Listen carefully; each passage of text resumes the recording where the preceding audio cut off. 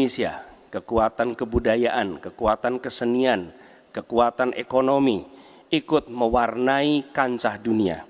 Kita ingin film kita, seniman kita, kuliner kita, diplomati kita, para diaspora kita menjadi fenomena dunia, hadir mewarnai kancah internasional.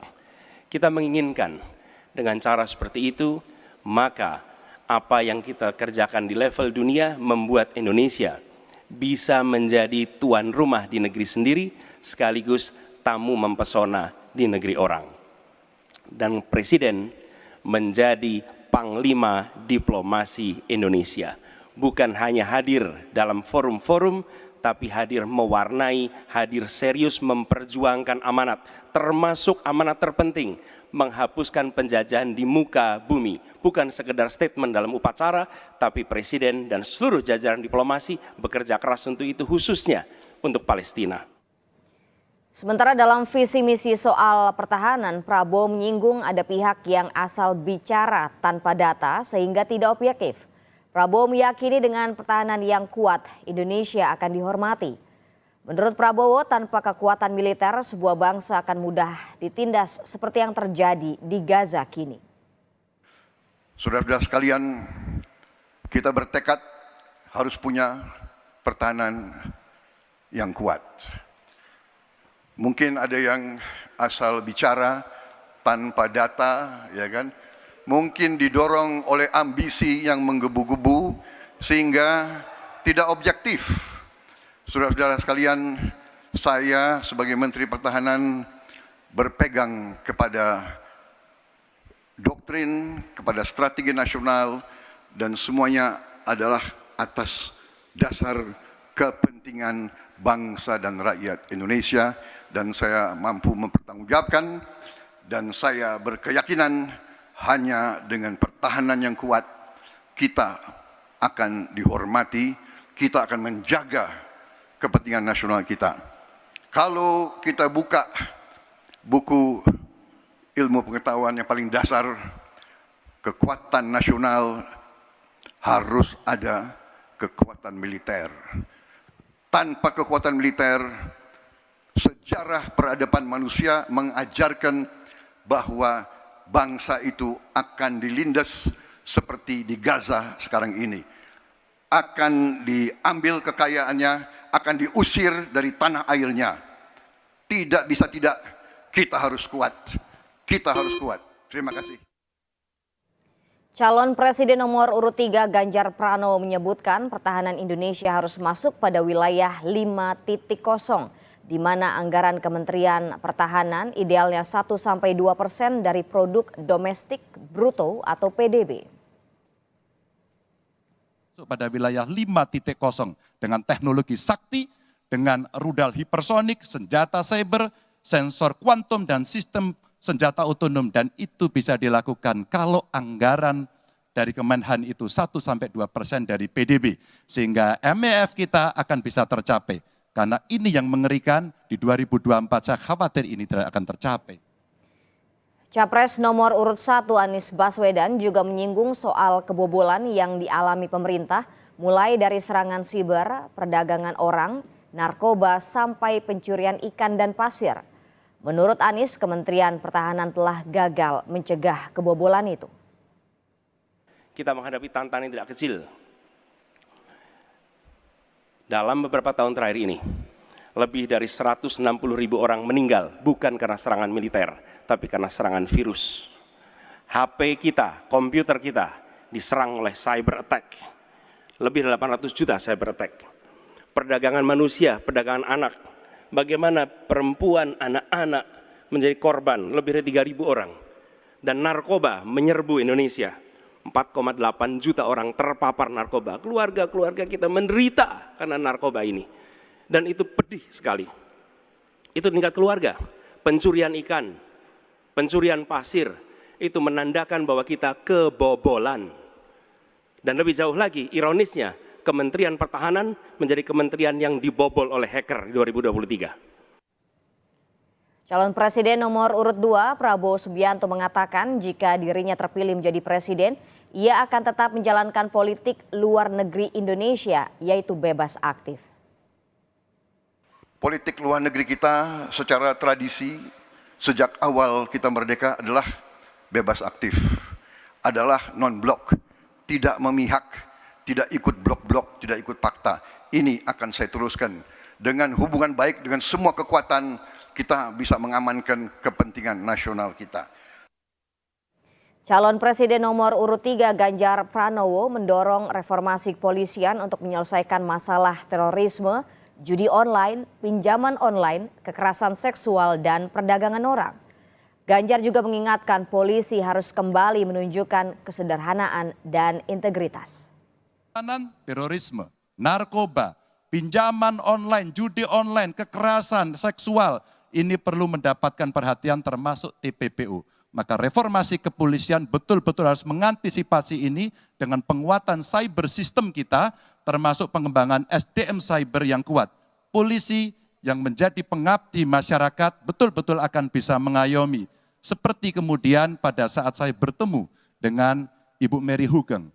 Bagaimana Ibu Mary menceritakan bahwa polisi kita mengayomi dengan kesungguhan. Polisi kita hidup dengan sangat sederhana dan mereka punya integritas yang tinggi. Sebagai anak. Dalam sesi pendalaman oleh panelis, Capres nomor urut 2 Prabowo Subianto mengatakan harus memperkuat ekonomi dalam negeri sebagai langkah konkret untuk meningkatkan kerjasama negara selatan-selatan. Capres nomor urut 3 Ganjar Pranowo menanggapi strategi penguatan yang bisa dijalankan adalah kerjasama berbasis sumber daya alam. Sementara menurut Capres nomor urut 1 Anies Baswedan, apa yang disampaikan Prabowo belumlah menjawab pertanyaan. Menurut Anies, penguatan kerjasama bisa dengan cara Bung Karno dulu, yakni merangkul semua pihak. Karena itu yang utama adalah kita harus memperkuat ekonomi dalam negeri Indonesia. Kita harus menjaga kekayaan kita harus mengelola kekayaan kita harus hilirisasi supaya nilai tambah berpuluh-puluh kali naik. Kita kumpulkan kekuatan aset-aset dan keuangan kita sejahterakan rakyat kita, baru kita akan disegani, kita akan didengar oleh semua negara, terutama negara-negara selatan. Kalaulah kita mau konsentrasi saja untuk bisa menuntaskan kekuatan yang berbasis pada sumber daya alam, ambil satu saja, teknologi baterai. Maka kalaulah kemudian kita akan bekerja sama dengan selatan-selatan, nikel kita miliki. Tapi boksit ya, kita bisa share dengan beberapa negara yang lain. Ada juga litium umpama dengan Argentina. Maka kalau kemudian ini kita konsentrasikan penuh, betapa kekuatan ekonomi akan besar, ini menciptakan lapangan kerja. Penjelasan tadi tidak menggambarkan tentang peran Indonesia di selatan-selatan. Itu hanya menggambarkan apa yang disampaikan Pak Prabowo tentang bagaimana kita membangun Indonesia. Dan ketika kita membangun dengan baik tidak otomatis lalu jadi contoh. Yang harus dilakukan adalah seperti yang dilakukan ketika era Bung Karno pada waktu itu, Ali Sastroamidjojo. Apa yang dikerjakan? Merangkul semua. Membawa apa yang menjadi agenda selatan-selatan, bukan menceritakan agenda kita. Semua orang bisa baca di Google tentang apa yang kita kerjakan.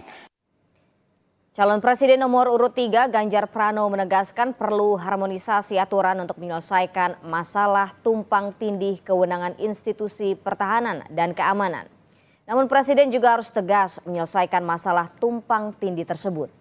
Menanggapi hal tersebut, calon Presiden nomor urut 1 Anies Baswedan menyebut yang diperlukan adalah memetakan ancaman Indonesia ke depan. Dengan demikian, kewenangan lembaga diatur sesuai ancaman tersebut. Sementara Prabowo Subianto kembali menyebut dirinya sepakat dengan Ganjar Pranowo. Pimpinan tertinggi harus menyelesaikan masalah tumpang tindih kewenangan. Seluruh yang tumpang tindih dari sisi regulasi, 1 perlu harmonisasi, 2 perlu sinkronisasi. Dan pada tingkat tidak ada keputusan, maka pemimpin tertinggi harus berani mengambil keputusan itu. Sehingga tumpang tindih yang selama ini selalu saja menjadi perdebatan yang tidak ada hentinya, maka diselesaikan di meja presiden. Dan itu saya kira sikap yang paling jelas untuk membereskan persoalan ini. Apapun dalam konteks eksekutif, maka pemimpin tertinggilah yang harus mengambil keputusan. Harus dirumuskan apa tantangan dan ancaman keamanan Indonesia di tahun-tahun ke depan. Dengan itu dirumuskan, maka kita tahu apa ancamannya. Lalu dari situ kemudian kita lihat bagaimana badan-badan yang selama ini ada diatur untuk merespon atas tantangan itu. Kalau kita hanya menata ulang tanpa memikirkan apa ancaman barunya, maka kita tidak lebih dari sekedar menyelesaikan urusan organisasi.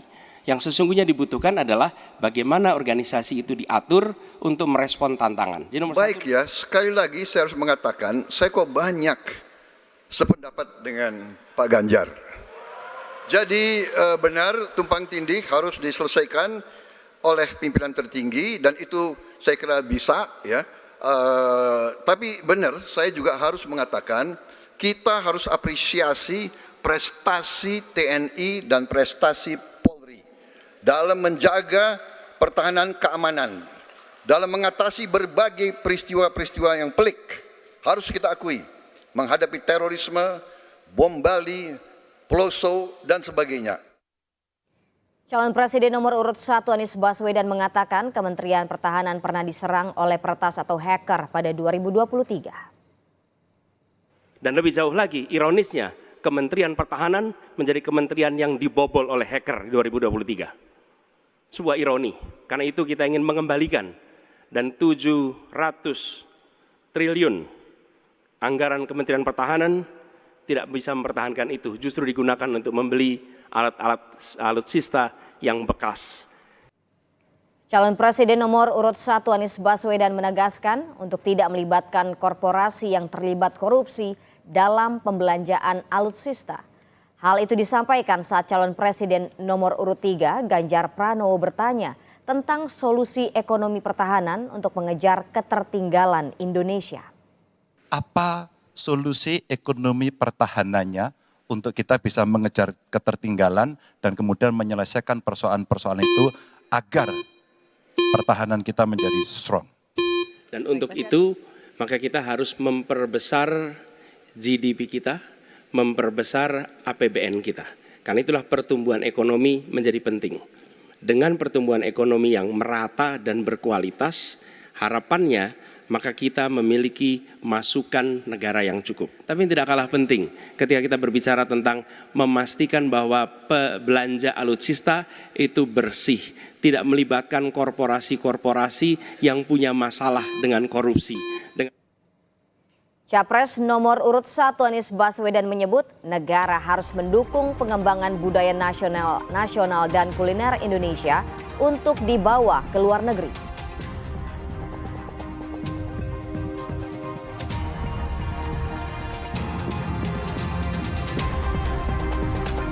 Calon Presiden nomor urut 2 Prabowo Subianto mengatakan sebuah negara harus memiliki kekuatan militer yang kuat.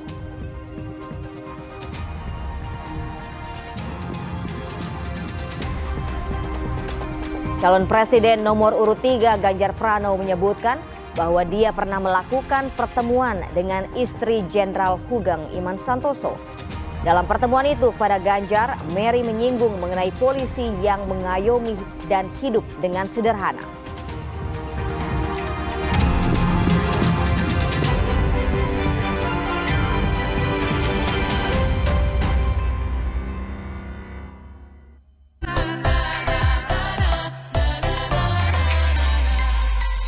Pesta demokrasi sebentar lagi kita akan memilih pemimpin negeri. Pilihlah, cobloslah dengan nurani. Bersama kita majukan negeri. Dia bukan pilihan, cerdas kawan. 5 menit tentukan 5 tahun ke depan. Berbeda pilihan, itu biasa. Tetaplah berpegang, Bhinneka Tunggal Ika.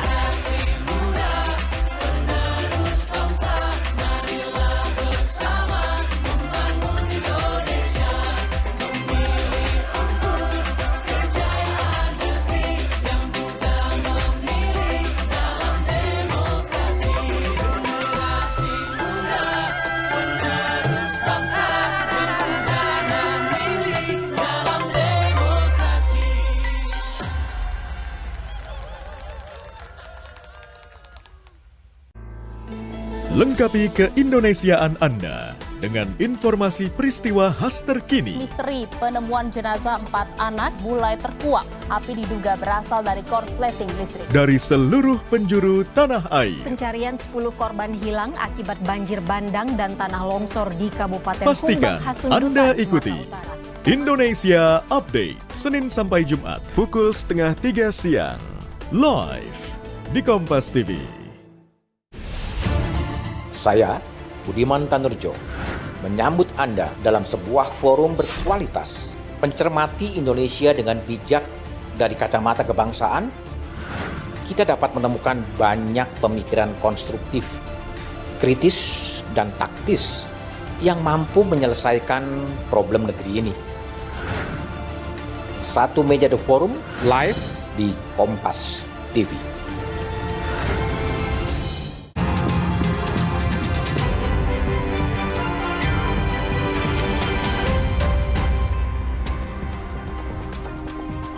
Saudara calon presiden nomor urut 2 Prabowo Subianto melontarkan pertanyaan terkait prioritas pertahanan nasional kepada calon presiden nomor urut 3 Ganjar Pranowo.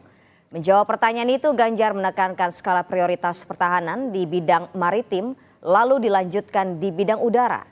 Tetapi Ganjar menyayangkan pilot pesawat perang menggunakan pesawat bekas. Mana pilihannya dari Matra itu? Proporsional, Pak. Tapi tidak ada serangan yang akan masuk melalui darat karena kita negara archipelagic. Maka yang mesti diperkuat hari ini adalah laut. Prioritas. Laut, mereka butuh sonar, Pak. Mereka butuh sensor-sensor, Pak. Dan hari ini mereka menyampaikan kepada saya kebutuhan itu nomor 1 hari ini. Yang berikutnya tentu udara. Kenapa udara? Kami tidak bisa, Pak. Dan saya senang kalau nanti Bapak dalam forum ini menjelaskan ide Bapak untuk membeli pesawat bekas. Kenapa ini menjadi penting? Kami tidak rela dengan statement Bapak tadi yang saya dukung, Pak. Kasihan prajurit. Pak, kalau pilotnya itu mesti dilatih 3 tahun, pesawatnya bekas, Pak. Dan dia harus datang lagi, pelatihan lagi, Pak. Dengan resiko yang sangat tinggi, tentu itu sangat berbahaya. Prabowo menilai pesawat yang digunakan untuk pertahanan nasional diukur bukan baru atau bekas pesawat, melainkan diukur dari usia pakai pesawat. Data-data yang Bapak ungkapkan masalah pesawat bekas, ya, saya ingatkan Bung Karno waktu menghadapi Irian Barat, seluruh alatnya bekas. Pak Ganjar, Bung Karno, seluruh pesawat terbang, kapal selam, cruiser, destroyer, semuanya bekas. Ya, jadi kita juga masih pakai banyak sampai sekarang pesawat bekas. Jadi banyak data Bapak, mungkin niat Bapak baik, tapi mungkin tim Bapak, staf Bapak itu keliru memberi masukan. Ya, jadi dalam alat perang saya katakan bukan baru dan bekas, tapi usianya. Usianya, kalau pesawat flying hours, ya. Dan tentunya kita pasti mau yang terbaik untuk prajurit kita, ya. Tapi kita harus loyal kepada yang lebih besar.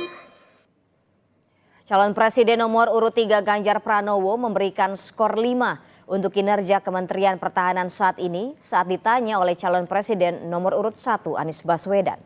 Namun calon Presiden Anies Baswedan pun juga akhirnya ikut menyebut penilaiannya terhadap kinerja Kementerian Pertahanan. Terkait dengan pertahanan, berapa skor yang Bapak berikan atas kinerja Kementerian Pertahanan yang dipimpin oleh Bapak Prabowo? Silakan Pak Ganjar. Baik, masih ada 5 juga. Saya punya datanya dan kemudian akan saya sampaikan. Maka di meja saya sudah saya siapkan data satu persatu. Ketika kemudian kita ingin membangun sistem pertahanan kita, maka dalam perencanaan kita tidak boleh gonta-ganti. Kita mesti ajak, mesti konsisten. Kedua, kita mesti mendengarkan betul-betul dari seluruh matra.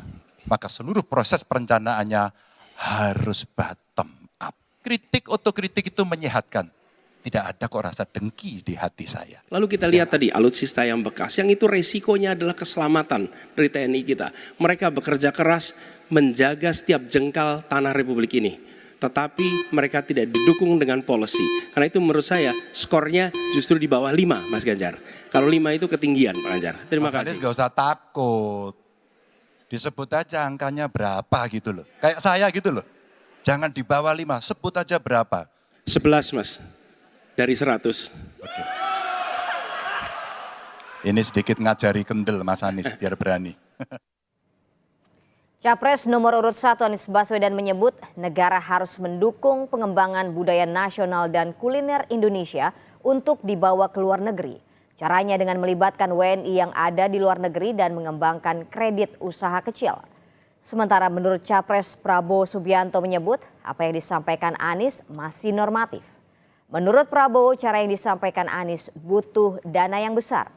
Sedangkan Capres Ganjar Pranowo mengatakan diplomat harus berperan sebagai tenaga pemasaran di luar negeri. Dan lalu disiapkan kredit yang memungkinkan bagi usaha kecil mikro untuk menjadi bagian dari diplomasi kebudayaan Indonesia. Kemudahan di dalam permodalan, kemudahan di dalam mengakses pasar internasional, itu semua dilakukan supaya seluruh jajaran bisa terlibat di dalam kampanye diplomasi kebudayaan Indonesia. Terima kasih. Memang kembali kalau dikatakan negara yang harus berperan, kuncinya adalah bahwa kita ini harus punya dana yang cukup. Kita harus punya tabungan yang cukup. Kita harus punya sovereign wealth fund yang cukup. Untuk itu kita harus punya laba yang cukup. Kita mendorong agar para duta besar kita, diplomat kita untuk menjadi tenaga pemasar, mereka menjadi fasilitator, mereka juga kemudian mempromosikan yang ada di dalam negeri maupun menarik yang potensi di luar negeri ke dalam negeri dengan berbagai kerjasama dan fasilitasi dari negara, maka viralisme sebenarnya bagian yang bisa kita dorong dari tanah air sendiri. Sebagai Presiden Republik Indonesia, sebagai Panglima Diplomasi, maka setiap kegiatan ke luar negeri adalah bersama dengan delegasi kebudayaan, delegasi seni. Dan datang ke pusat-pusat kegiatan kebudayaan, kesenian di negara-negara yang dikunjungi. Bukan hanya datang rapat lalu pulang, tapi datang di sana menemui aktivitas-aktivitas kesenian, kebudayaan, sehingga mereka pun menyadari bahwa Indonesia ini negeri yang kaya budayanya. Calon Presiden nomor urut 1 Anies Baswedan mengatakan lebih dari 3.000 perempuan dan anak-anak menjadi korban perdagangan manusia. Menurut Anies, dalam beberapa tahun belakangan ini sektor pertahanan Indonesia menghadapi tantangan yang tidak kecil, termasuk tindak pidana perdagangan orang atau TPPO. Perdagangan manusia, perdagangan anak. Bagaimana perempuan, anak-anak menjadi korban lebih dari 3.000 orang. Dan narkoba menyerbu Indonesia. 4,8 juta orang terpapar narkoba. Keluarga-keluarga kita menderita karena narkoba ini. Dan itu pedih sekali. Calon Presiden nomor urut 2 Prabowo Subianto mengatakan sebuah negara harus memiliki kekuatan militer yang kuat. Kalau kita buka buku ilmu pengetahuan yang paling dasar, kekuatan nasional harus ada kekuatan militer. Tanpa kekuatan militer, sejarah peradaban manusia mengajarkan bahwa bangsa itu akan dilindas seperti di Gaza sekarang ini. Akan diambil kekayaannya, akan diusir dari tanah airnya. Tidak bisa tidak, kita harus kuat. Kita harus kuat. Calon Presiden nomor urut 3 Ganjar Pranowo menyebutkan bahwa dia pernah melakukan pertemuan dengan istri Jenderal Hugeng Iman Santoso. Dalam pertemuan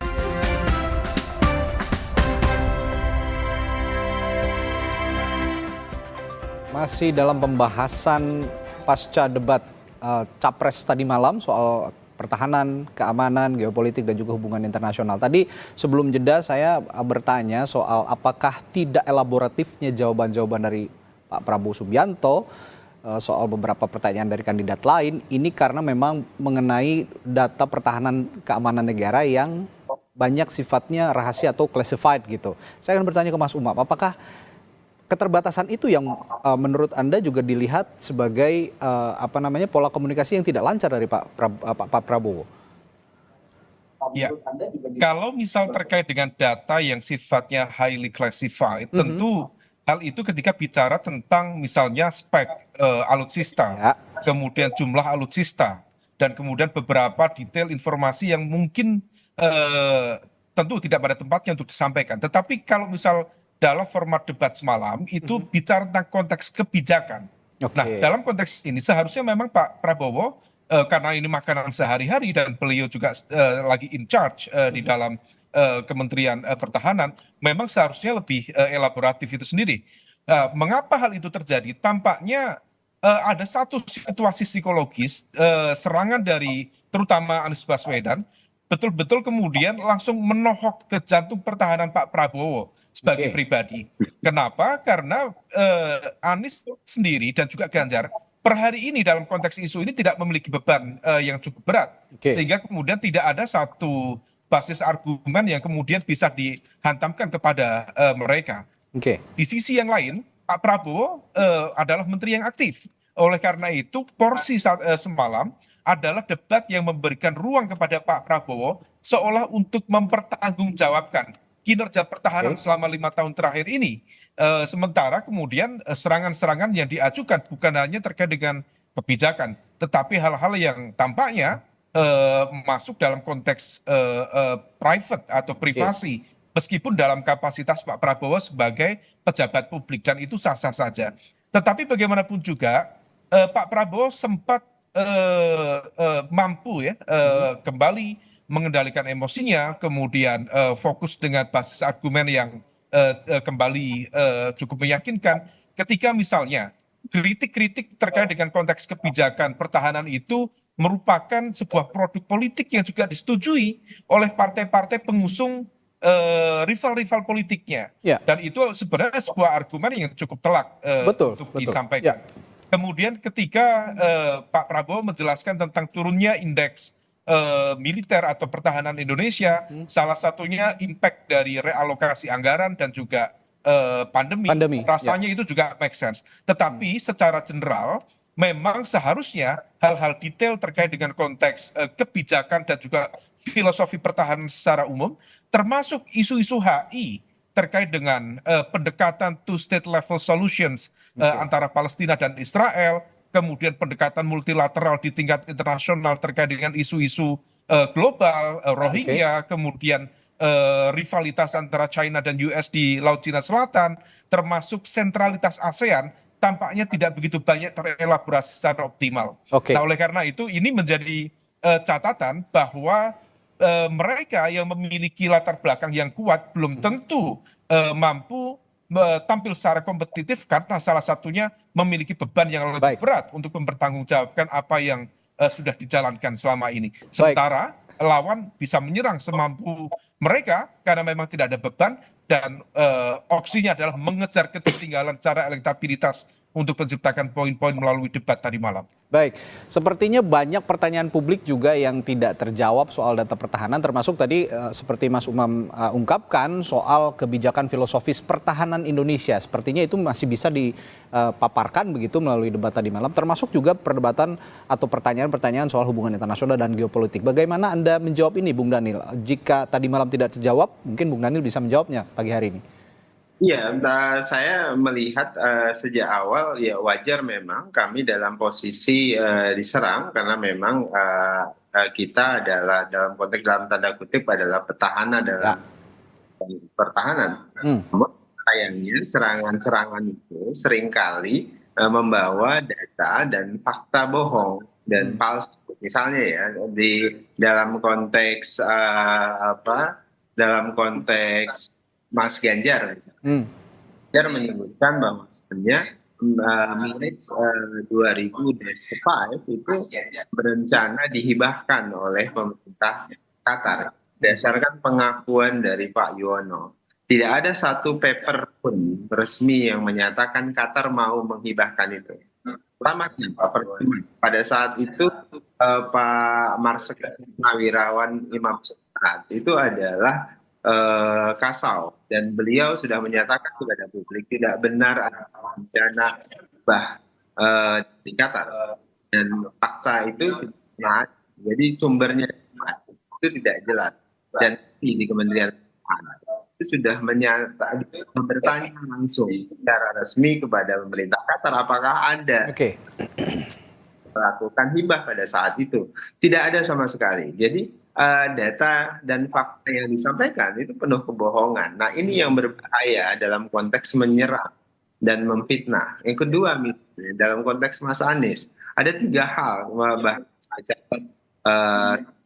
dan fitnah yang ditebar. Misalnya satu, menyebutkan bahwasanya 700 triliun anggaran Kementerian Pertahanan itu digunakan untuk beli alutsista bekas, dan itu langsung kemudian dikonfirmasi oleh Tempo bahwasannya itu adalah fakta palsu. Di situ. Kemudian kedua, misalnya, coba Anda perhatikan Mas Anies berulang kali menyatakan tidak ada rahasia di pertahanan negara. Berbahaya. Pernyataannya punya keinginan untuk menelanjangi kekuatan dan sebagainya. Kenapa?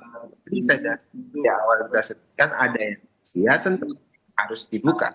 Jadi misalnya Mas Anies menyebutkan dalam proses negosiasi diplomasi begitu, itu bisa dilakukan dengan cara komunikasi dan komunikasi dengan baik dengan pihak tapi Pak Prabowo menyatakan ya harus memperkuat negeri tidak menunjukkan kita kuat ekonomi, kuat pertahanan, kuat sosial, baru kemudian kita datang dengan komunikasi yang baik dan teladan. Kalau tidak begitu, itu hanya sekedar jadi omong-omong. Itu ibarat seorang pria yang gombal ke perempuan yang kemudian itu punya semuanya isinya bohong.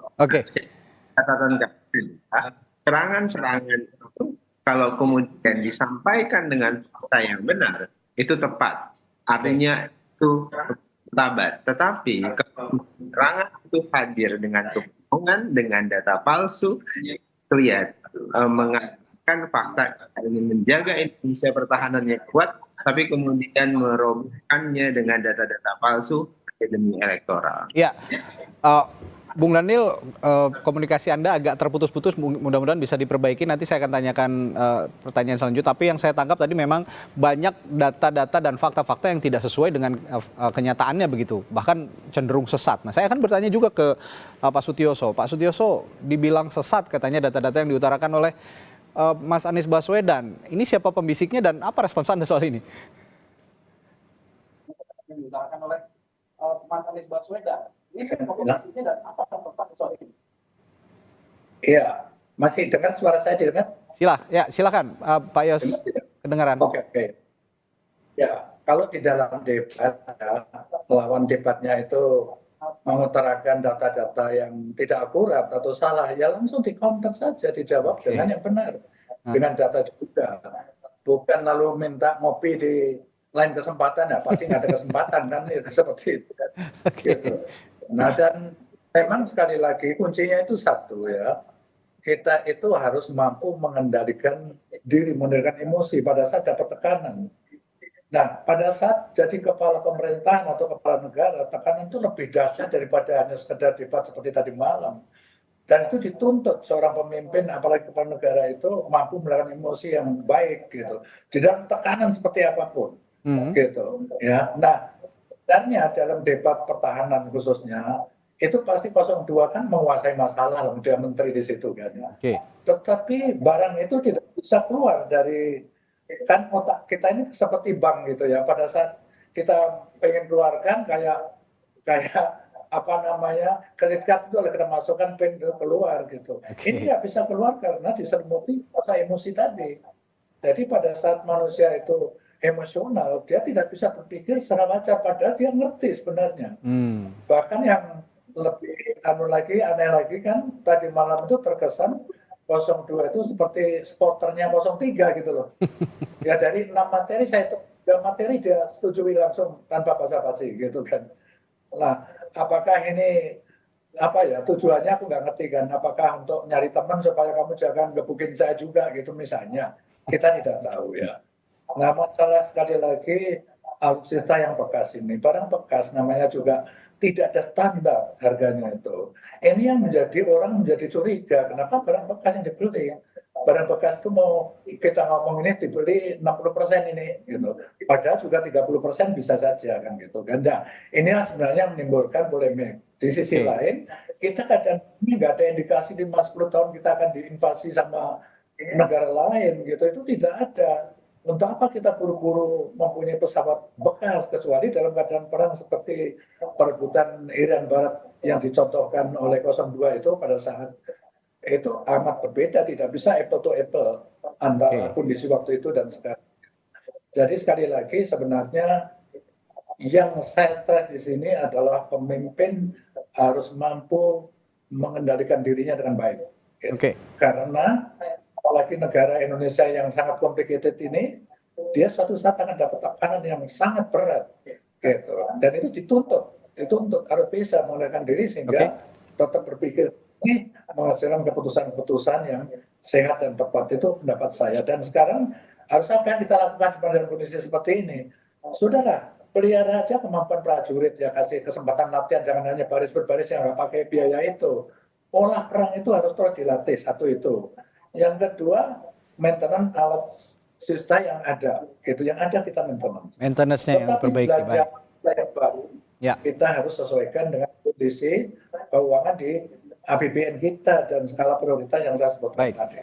Ya, Bung Christian, Anda sependapat dengan Pak Sutioso bahwa sekarang tidak perlu belanja-belanja dulu, apalagi belanja alutsista bekas gitu, karena kondisi existing yang sudah ada juga sudah cukup untuk mempertahankan negara. Dan saya juga minta tanggapan Anda soal data-data yang dianggap tidak sesuai dengan fakta tadi, Bung Christian. Iya, yang pertama dulu ya, Pak Ganjar di openingnya bilang kita akan redeployment pertahanan kita karena ada dua hal. Satu, kita punya IKN nantinya sebagai center of gravity baru. Dan kedua, kita Pak Ganjar menyebut secara spesifik bahwa ada potensi tarung global antara AS dan Tiongkok. Nah, kami sepakat kami tidak melihat Indonesia diinvasi, tapi ada namanya spillover effect. Jika misalnya pecah konflik di Selat Taiwan, eskalasi terus-menerus terjadi di Laut Tiongkok Selatan, sepertinya susah membayangkan Indonesia itu tetap akan baik-baik saja. Kita pasti akan terdampak. Jadi makanya Pak Ganjar bilang, kita tetap harus bangun anggaran pertahanan kita, naikkan sampai 2%. Kita adaptasi teknologi terbaru, dan Pak Ganjar dengan tegas bilang kita tolak barang usang gitu kan. Nah, lalu untuk data tadi misalnya untuk Miraj yang dibilang Bang Daniel ya. Sebenarnya yang Pak Ganjar minta itu hanya clarity. Misalnya ya, kita punya Undang-Undang Industri Pertahanan tahun 2012 mensyaratkan banyak hal termasuk misalnya offset. Dan juga undang-undang itu mengatur tentang pembelian barang bukan barang baru lah kalau tidak mau bilang bekas. Dan sekarang undang-undang itu sangat mensyaratkan kita kalau tidak bisa bikin sendiri beli, kalau beli harus beli yang baru. Jadi sudah ada rentetan itu. Nah, yang kami amati prosesnya itu kemudian kita tidak mengerti perencanaannya seperti apa untuk Miraj ini. Contoh paling gampang adalah apakah misalnya ada kajian dari KKIP yang dibuka gitu untuk minimal ke DPR deh. Apakah ada kegentingan? Karena sepemahaman kami Undang-Undang Inhan itu bilang jika memang membutuhkan barang bekas harus ada eskalasinya, harus ada keputusan politik di dalamnya bahwa ini situasi genting, kita butuh immediate new weapons yang kita harus datang saat ini juga. Masalahnya buat kami kedatangannya kan juga masih kalau normal 2025 ya. Not really immediate gitu loh. Jadi kemudian eskalasi atau misalnya kegentingan apa yang diatur oleh Undang-Undang Inhan itu yang terlewati sehingga membutuhkan, dan sudah begitu pula ditunda. Nah, artinya kan apakah hilang situasi gentingnya atau bagaimana? Tapi dalam urusan politik ini kan sebenarnya dalam pembahasan anggaran pertahanan lah, kita ambil contoh begitu, dan juga alokasi yang sudah dianggarkan ini kan dibahas juga secara politik di DPR begitu, bersama PDI Perjuangan, partainya pengusung Pak Ganjar juga, bersama juga tadi pengusungnya Pak Anies, ada Partai Nasdem, PKS, dan mostly partai-partai ini tidak bersuara keras atau tidak menentangnya pada saat di DPR. Apa argumentasi Anda soal ini, Bung Christian? Ya, itu kan proses politik di DPR ya. Pasti Pak Prabowo akan menyampaikan datanya. Nah, yang ditekankan oleh Pak Ganjar dan kami inginkan adalah ya kami juga harus tahu gitu loh. Seperti apa sih perencanaannya ketika misalnya yang terbaru lagi deh tentang utang luar negeri gitu. Kami secara sadar kami tidak akan mengkritik itu sebagai sebuah rencana pengadaan alutsista karena kita butuh. Anggaran kita masih kurang. Tapi yang kami bayangkan adalah harus dijelaskan. Pak Jokowi sudah punya konsep namanya investasi pertahanan. Kalau misalnya memang ada utang luar negeri ini, seperti apa sih misalnya kita itu digunakan membangun industri dalam negeri? Apakah misalnya itu digunakan untuk membeli misal fighter tertentu? Seperti apa offsetnya kemudian akan diterima oleh sebut saja PTDI? Atau misalnya kita ingin membangun kalau di Inhan itu ada namanya tier 3, tier 2 Inhannya gitu. Bisa nggak kita misalnya menjadi supplier sesimpel misalnya bautnya aja deh gitu. Hal seperti itu yang kita rasa sebenarnya publik pun merasa oke, utang ini juga matters buat saya gitu karena kemudian ada efeknya juga membangun industri pertahanan, efeknya nanti bisa membangun MPM yang mensupportnya dan sebagainya. Oke. Ya, saya kembali ke Mas Umam ini di luar soal konten tadi juga ada singgungan dari Pak Sutioso soal anger manajemennya Pak Prabowo yang akhirnya menutupi ketahuannya Pak Prabowo soal industri pertahanan dan pertahanan negara. Sepertinya harusnya Pak Prabowo bisa menjawab itu dengan baik, tapi karena ada sisi emosi yang tidak bisa dihindari begitu sehingga itu tidak bisa terungkap. Apa yang Anda lihat dari fenomena ini, Mas Umam? Iya, sebenarnya respon itu cukup manusiawi ya. Karena bagaimanapun juga kalau misal kita cermati poin-poin serangan yang disampaikan oleh Mas Anies, itu bukan hanya terkait dengan konteks kebijakan pertahanan, tetapi juga menyangkut hal yang sifatnya cukup personal. Dan apalagi di debat yang agak tengah, itu bicara tentang sesuatu yang lebih private lagi. Sehingga kemudian Pak Prabowo tampil begitu emosional dengan mengatakan bahwa tidak pantas seorang profesor mengatakan seperti itu, menghasut dan lain sebagainya. Tetapi diakui atau tidak, ya ini bagian dari sebuah strategi komunikasi di dalam panggung perdebatan. Maka kemudian tampaknya kubu 01 mencoba betul untuk bagaimana memantik ego dari Pak Prabowo sehingga kemudian ketika ego personal Pak Prabowo tersentuh, terpantik, tercungkil, maka kemudian beliau sudah tidak fokus lagi pada konteks narasi tentang kebijakan, termasuk juga bagaimana membayangkan atau menjelaskan tentang masa depan pertahanan yang ideal seperti apa. Tetapi sayangnya juga beberapa poin yang barangkali juga tidak begitu optimal, kurang terelaborasi, termasuk oleh capres-capres lain. Ini bicara tentang pertahanan, bicara tentang keamanan, tetapi Papua sama sekali tidak disinggung dalam konteks perdebatan itu. Sementara dalam konteks tantangan internal di Indonesia, termasuk dalam konteks apakah ini ranah pertahanan ataukah keamanan yang dianggap tumpang tindih, itu pun juga tidak banyak terelaborasi. Dan itu adalah titik sensitif yang sangat krusial. Nah, oleh karena itu ke depan pesan yang barangkali cukup meaningful untuk semua pihak, termasuk khususnya untuk Pak Prabowo, anger management betul-betul harus dijaga betul, bagaimana kemudian merespon kritikan, serangan secara lebih terakur, lebih terukur, sehingga kemudian tidak begitu terjebak dalam pertarungan emosi. Nah, kalau misalnya kemudian sudah terjebak di situ, saya pikir ada banyak poin yang seharusnya bisa diraih, tetapi kemudian tidak bisa dioptimalkan, dan justru memberi ruang bagi rival untuk mencuri poin dalam perdebatan seperti tadi malam. Baik, saya kasih kesempatan terakhir singkat Bung Dhanil untuk merespons. Tadi ada saran juga dari Mas Umam untuk lebih bisa mengelola anger management begitu kira-kira dalam debat-debat selanjutnya. Bagaimana pandangan Anda soal ini? Terakhir Bung Dhani singkat. Tadi saya sebutkan Pak Prabowo itu otentik gitu ya. Apa adanya. Kalau ketika harus marah ya harus marah. Beliau bisa berpura-pura, apalagi menunjukkan wajah kepalsuan. Itu Pak Prabowo. Itu kemudian kedua. Tadi saya mau melanjutkan apa yang dijelaskan oleh Guntur. Nah, inilah yang saya sebut dengan dramaturgi kemunafikan itu. Jadi semua hal itu sebenarnya sudah dipahami dan dijelaskan di banyak forum, termasuk di DPR. Itu ada PDIP, di situ ada P3, dan semua mereka itu adalah mentornya Pak Ganjar, termasuk Pak Andika. Ketika dalam forum debat bersama saya di salah satu stasiun televisi, beliau justru paralel pendapatnya dengan penjelasan saya terkait dengan Miraj. Jadi ini hanya terkait dengan dramaturgi kemunafikan yang ingin ditampilkan. Sesungguhnya semuanya bersepakat, tetapi kepentingan elektoral dan panggung debat ini digunakan untuk menyerang. Kemudian ada serangan-serangan yang sifatnya sangat personal. Inilah kenapa saya sebutkan kemarin itu adalah debat antara negarawan dengan pemburu kekuasaan. Ya, oke. Ini ya sepertinya perdebatan soal pertahanan masih akan berlanjut meskipun debatnya sudah selesai, tapi mungkin di ranah sosial media, di ranah publik ini akan terus berlanjut dan akan sangat menarik untuk kita tunggu. Sebenarnya tim Pak Prabowo Gibran juga bisa punya kesempatan untuk menjelaskan ini semua di ranah-ranah publik, di ranah-ranah yang lain selain forum debat begitu. Nah, tapi kalau misalnya diambil dari ini survei singkat begitu ya melalui telepon tadi malam di Litbang Kompas. Ini ada pertanyaan, setelah melihat debat tetap atau berubahkah kandidat yang akan Anda pilih dalam pemilu 2024 nanti, terutama untuk pemilu presiden?